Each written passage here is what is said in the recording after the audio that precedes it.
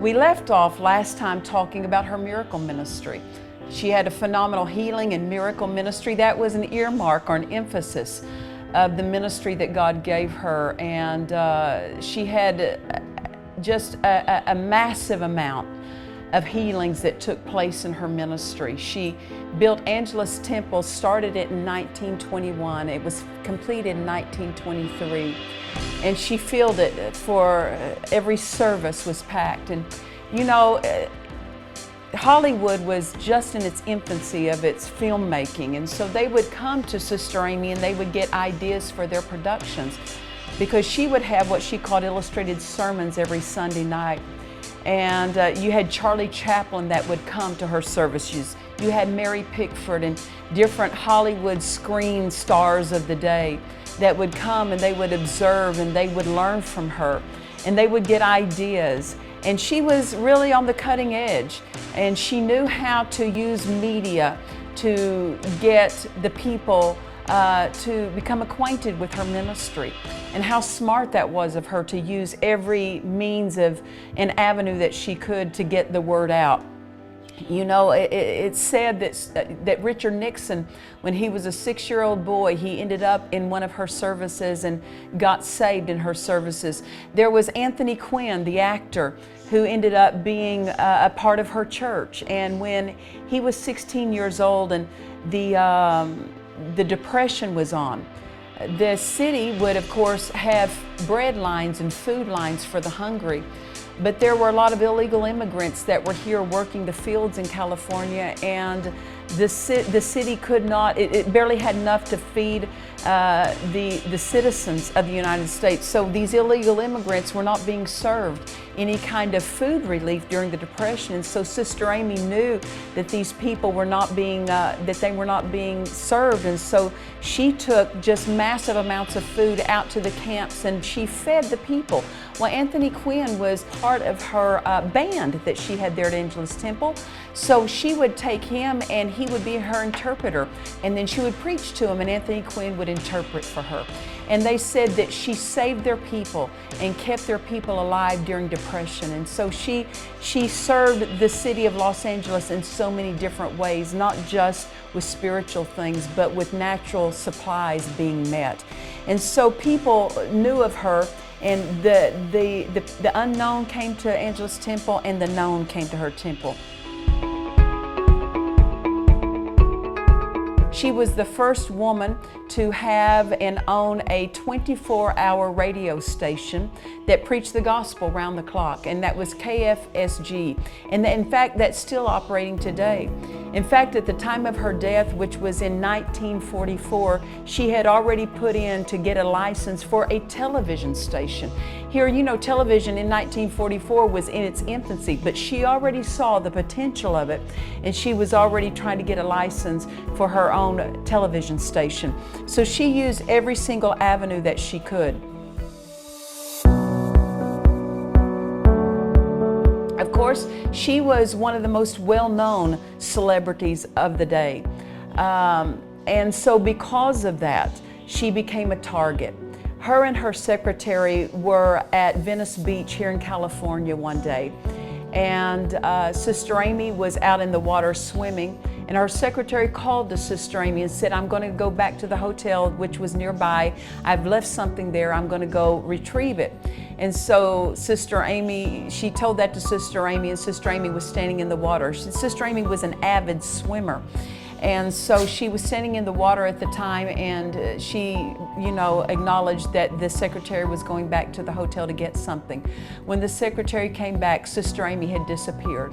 So because the last place she saw her was in the water, they all assumed that Sister Aimee had swam out far and maybe got pulled under by the current and was drowned. And so they could not find her anywhere. They sent search teams into the waters looking for her, and no one could find her. In fact, 2 men died in the waters looking for her. Well, they just assumed she died, and after a period of weeks, they ended up holding a memorial service for her, thinking that she was gone. Well, while that secretary had gone to the hotel to retrieve something, a man and a woman came up and said that they had a child that was dying in the back seat of the car. Would she come and pray for their child? And so Sister Aimee said absolutely she would. And so she walked with them to the car. She leaned down into the back seat to pray over a child.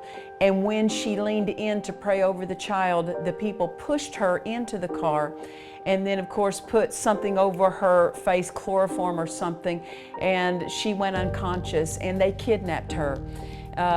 It ended up that they carried her into Mexico. And she, of course, did not know where she was at the time, and she was held there for a month. Well, because all of her congregation, her mother, her children, they thought that she had drowned. Well, these that had kidnapped her, they sent a ransom note to Sister Aimee's mother to ask for a ransom. Well, her mother thought, well, she's drowned and these are just opportunists just trying to get money under the guise of a kidnapping. And so they did not believe that a kidnapping had actually taken place. And so that ransom note was never answered. They just thought it was a hoax. So Sister Aimee was kept down in a shack down in Mexico for a month. The people who had kidnapped her, they went to get supplies one day, and they did not tie her up good, and she was able to work herself out of the ropes that they had used to tie her, and she took off across the desert. She walked for 17 miles that day and found herself in the middle of the night in Douglas, Arizona. She had crossed into the United States, and word got out, of course, that Sister Aimee had come back. Well, you can imagine all the scandal, all the stories, all the newspaper stories that surfaced around there, different ones that came up that had stated she had run off with a man, and of course, which wasn't true. But there were all kinds of stories that circulated about what happened to her during that time. And so an investigation was started into her kidnapping. And so the judge who had, and the city DA pressed charges against Sister Aimee because they said all she did was disappear for a time as a media hoax. They thought she was just doing it to try to get publicity, as a publicity stunt, and so they pressed charges against her because 2 men, of course, had died looking for her in the waters. And so now it became a major legal battle. And so here she was kidnapped, but when she came back, now she's being accused of staging a publicity stunt.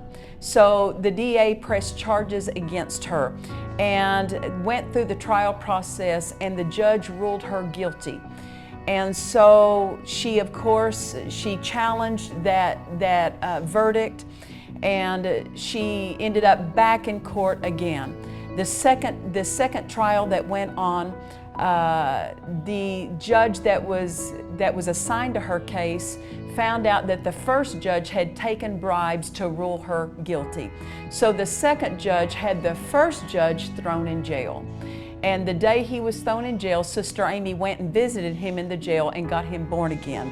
And the second trial, that verdict was reversed, and she was found not guilty, that there was actually a kidnapping that had taken place.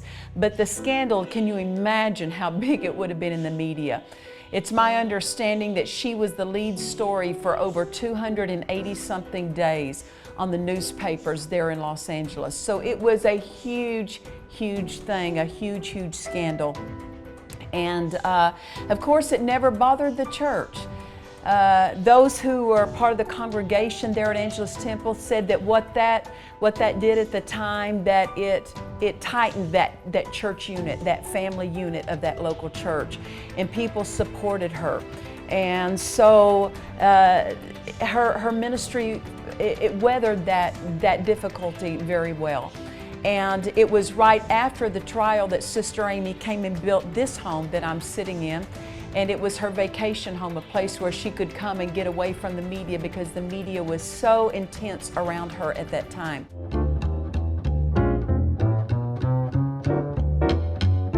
She ended up continuing on with her ministry. It wasn't long after that, you know, Sister Aimee, she had been married to Robert Semple, who was her first marriage, and he had died in China.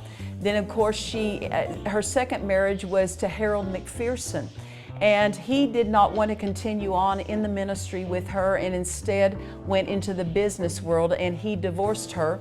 And so now she was still single again.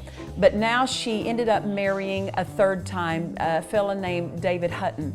And he was someone who had performed in her operas that she had there at Angelus Temple in her illustrated sermons. And so she ended up marrying him mainly because, of course, she was lonely. She said people would refer to her as the much married evangelist because she had 3 marriages. But she said with only 3 marriages, she had only lived as a married woman for 4 years. And so she married David Hutton, and it proved to be what she called a mistake. And she ended up in marrying him. He ended up divorcing her within a few years after that. And that was one of the trials that really had an effect on her church.